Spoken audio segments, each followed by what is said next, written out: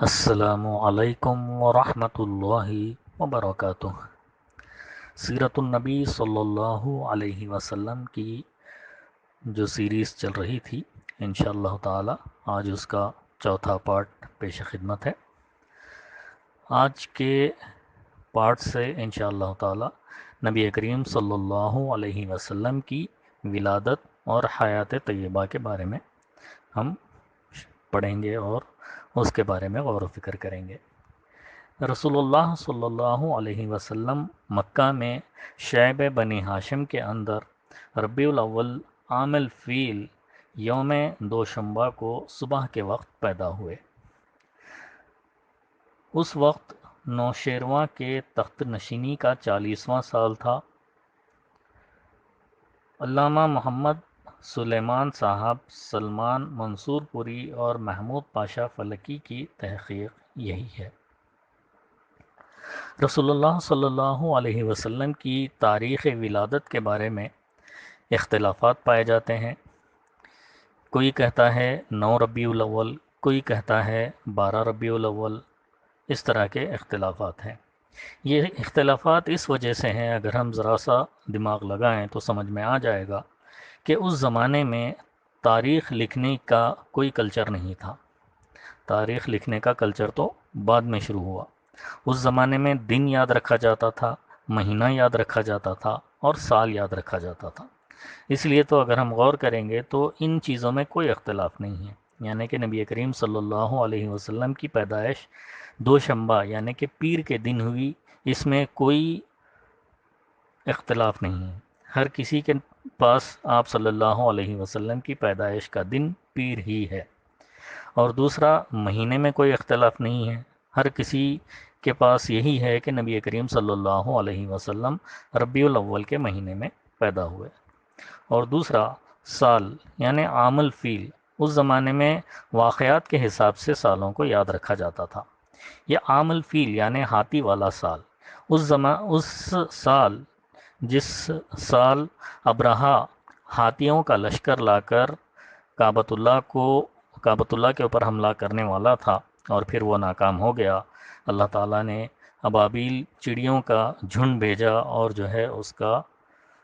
گروہ ہاتھیوں سمیت تباہ و برباد ہو گیا، تو وہ سال عام الفیل یعنی ہاتھی والا سال کے نام سے یاد رکھا جاتا تھا، اور نبی کریم صلی اللہ علیہ وسلم کی پیدائش عام الفیل یعنی کہ ہاتھی والے سال ہی ہوئی۔ تو بہرحال جب نبی کریم صلی اللہ علیہ وسلم کی پیدائش ہوئی تو اس وقت تاریخ لکھنے کا کوئی کلچر نہیں تھا، اس لیے تاریخ میں اختلافات ہیں، تو ہمیں بھی چاہیے کہ اس اختلافات میں نہ پڑتے ہوئے آپ صلی اللہ علیہ وسلم کی پیدائش کا کوئی دن یعنی کہ تاریخ کے حساب سے ہمیں متعین نہیں کرنا چاہیے، نہیں کر سکتے ہیں، کیونکہ جو ہے ہمارا اسلام الحمدللہ ایک ایرر فری اسلام ہے، یعنی کہ اسلام میں کوئی غلطی کی گنجائش ہے ہی نہیں۔ پھر ہم جو ہے کسی اختلافات والی بات کو جو ہے اس میں لا کر کیوں ہم آپس میں جو ہے جھگڑے کرنے کی کوشش کریں۔ تو ہم بس اتنا مان لیں کہ آپ صلی اللہ علیہ وسلم کو اللہ تعالیٰ نے دنیا میں ہم سب کے لیے رحمت للعالمین بنا کر بھیجا، ہم سب کے لیے ہدایت کا پہنچانے والا بنا کر بھیجا، یعنی جو بھی نبی کریم صلی اللہ علیہ وسلم کے اوپر اللہ تعالیٰ ہدایت قرآن مجید کی شکل میں نازل کرتے تھے، وہ آپ صلی اللہ علیہ وسلم جوں کا توں ہمارے پاس پہنچا دیتے تھے، یعنی ایک میسنجر، ایک اللہ تعالیٰ کے پیغمبر، پیغام کو پہنچانے والے۔ اور آپ صلی اللہ علیہ وسلم کو اتنی بڑی ہستی اللہ تعالیٰ نے بنایا کہ ہمارے لیے ایک آئیڈیل بنا دیا، کہ جیسے کہ اللہ تعالیٰ نے قرآن مجید میں فرمایا اعوذ باللہ من الشیطان الرجیم لقد کان لکم فی رسول اللہ اسوۃ حسنہ، کہ رسول اللہ صلی اللہ علیہ وسلم ہمارے لیے ایک بہترین آئیڈیل، ایک بہترین اگزامپل ہیں، کہ ہمیں آپ صلی اللہ علیہ وسلم کی زندگی کو دیکھ کر آپ صلی اللہ علیہ وسلم کی پیروی کرنی ہے، یعنی کہ نقش نقش قدم پر ہم کو جو ہے چلنا ہے، جس طرح آپ صلی اللہ علیہ وسلم نے زندگی گزاری ہے، زندگی کے طور طریقے ہمارے لیے جو ہے تعلیمات مہیا کی ہیں، وہ ساروں پر ہم کو جو ہے فالو کرنا ہے، اسی پر پابند رہنا ہے۔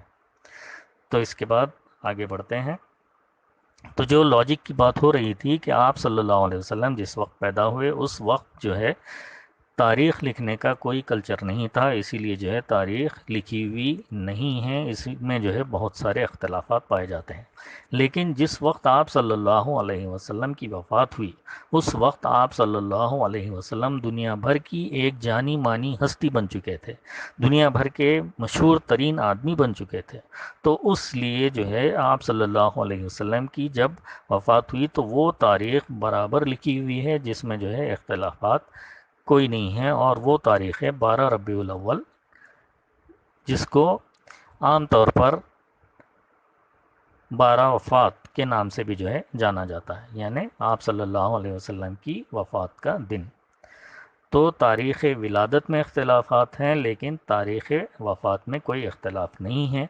تو بہرحال اس کے بعد ہم اس کا اس سلسلے کو آگے بڑھاتے ہیں کہ بعض روایتوں میں بتایا گیا ہے کہ ولادت کے وقت بعض واقعات نبوت کے پیش خیمہ طور پر ظہور پذیر ہوئے، یعنی ایوان کسریٰ کے 14 کنگورے گر گئے، مجوس کا آتش کدہ ٹھنڈا ہو گیا، بحیرہ سادہ خشک ہو گیا اور اس کے گرجے منہدم ہو گئے۔ یہ بحیقی کی روایت ہے لیکن محمد غزالی نے اس کو درست تسلیم نہیں کیا۔ یہ واقعات بتانا اور پھر اس کو درست تسلیم نہیں کیا بتانا، اس میں بھی ایک چیز سامنے لانے کی یہ ہے کہ جو عام طور پر لوگوں کے پاس یا پھر جو ہے عام طور پر جو واقعات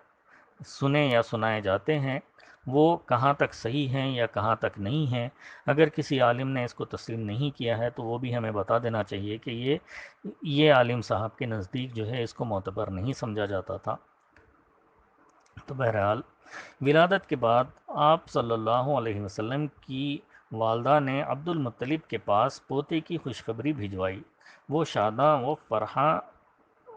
تشریف لائے اور آپ صلی اللہ علیہ وسلم کو خانہ کعبہ میں لے جا کر اللہ تعالیٰ سے دعا کی، اس اللہ تعالیٰ کا شکر ادا کیا اور آپ صلی اللہ علیہ وسلم کا نام محمد صلی اللہ علیہ وسلم تجویز کیا۔ یہ نام عرب میں معروف نہ تھا، پھر عرب دستور کے مطابق 7ویں دن ختنہ کیا۔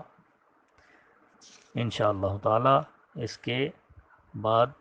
آگے کی نشست میں بتایا جائے گا۔